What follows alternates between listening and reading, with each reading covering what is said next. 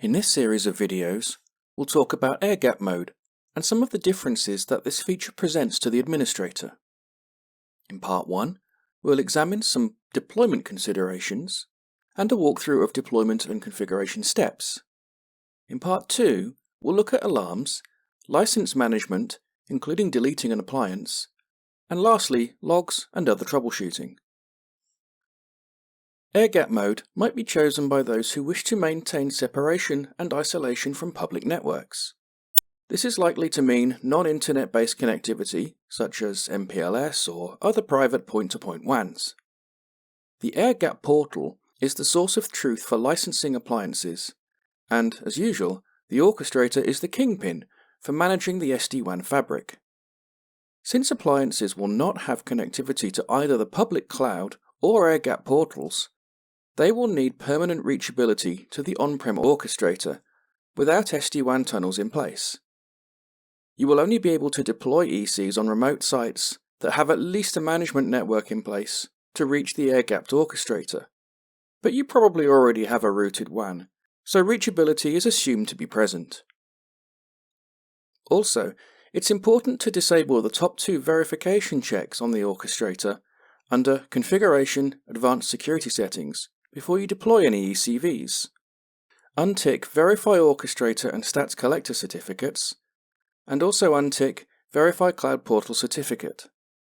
Without these unticked, the ECs will be unable to connect to the Orchestrator, and node.log will report invalid URL for reachability, error self-signed certificate.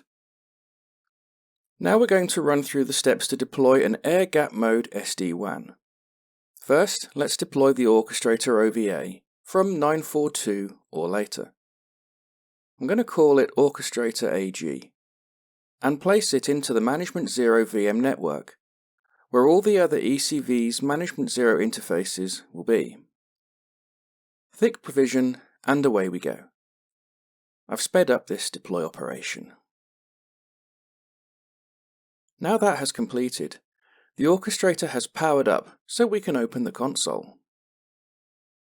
Let's log in as admin with the default password admin. We'll run through the usual initial wizard to create new admin and root passwords.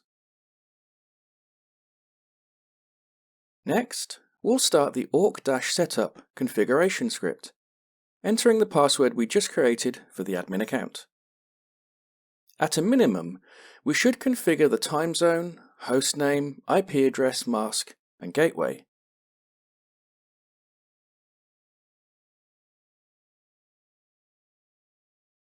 We'll move to our browser now, and go to the IP address we just configured to load up the UI.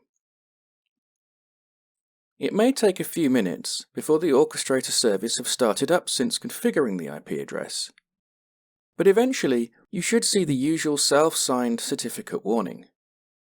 We'll accept that and proceed. Log in as admin, but use the default password of admin.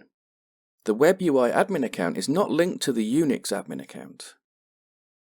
We're prompted to accept the EULA, and then we're asked to set up the Web UI admin account password. After closing a few pop-ups, we're presented with the initial config wizard.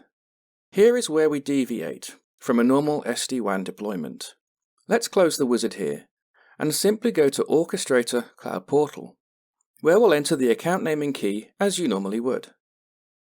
The account name must already have been enabled for air-gap mode. If it hasn't, please reach out to your SE before going any further. Click on Save.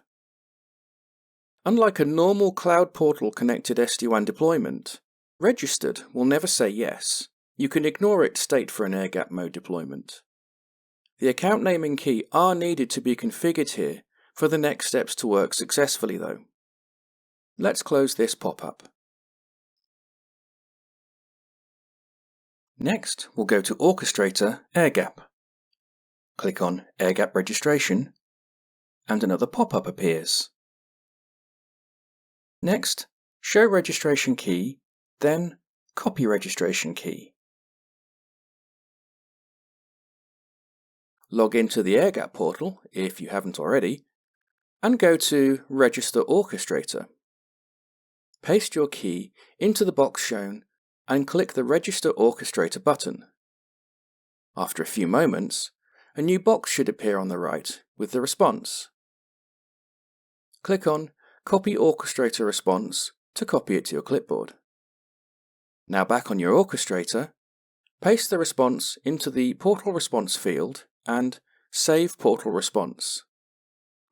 Your Orchestrator is now registered. We'll create some ECVs next, so back on the air-gapped portal, go to License and Manage Appliances. Click Add ECV. You can create in bulk any number up to 5,000, but for this demo we're just going to create 2. Once ECVs are created, they cannot be deleted from the portal, but we'll see how we can manage their licenses later.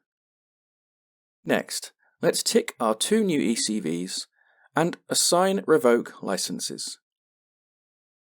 You'll need to assign an EC license at a minimum, but you can also opt to allocate boost and other features at this stage too. I'm just going to choose the EC license for my 2 ECVs.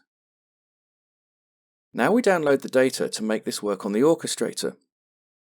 Usually this happens automatically between the Orchestrator and Cloud Portal, but in air-gapped mode it is decoupled, so this next step brings the two together. Click on Download Required Files. Click on each button, Download Appliance Licenses and Download Supporting File. The former contains the licenses the Orchestrator will use to approve and grant bandwidth to the ECVs. The latter contains other data, such as IPS IDS updates, application definition updates, etc. It takes a few moments for the files to be downloaded, and the UI does not offer any confirmation of activity. We're waiting in real time here, so this gives you a rough idea. Once the 2 files are ready, take them to your Orchestrator. In my case here, I have a multi-homed PC, which has access to the internet and the isolated environment without routing. You may have something similar, or perhaps a physical medium such as a USB key. Back on the Orchestrator UI now, click on Air-Gap File Upload. The appliance_licenses text file goes first, and then the supporting _file second. Once completed, after a few moments, the air-gap page should now show your ECVs and their licensed features. Before we proceed with deploying the ECVs, now is a good time to disable the 2 certificate checkboxes on Configuration, Advanced Security Settings if you are running with the default self-signed certificates. If you plan to use your own PKI infrastructure, you can leave these ticked and set up your certificates now. Next, we deploy the ECVs in the usual way. Minimum required version is 9.4.2 to support the air-gap feature. I'm deploying mine with Management 0 in the Management 0 VM network, but you could also deploy in a fully routed WAN. So long as the ECV can reach the Orchestrator, the next step should work fine. We'll log into each ECV UI directly to assign the MACs, reboot, and then enter the account name and key and disable the SSL certificate checks if you're using the default self-signed Orchestrator certificate. Next, we'll enable air-gap mode on each ECV on Administration, Aruba Cloud Portal and Orchestrator. Tick Enable air-gap mode. You'll notice the portal area disappears.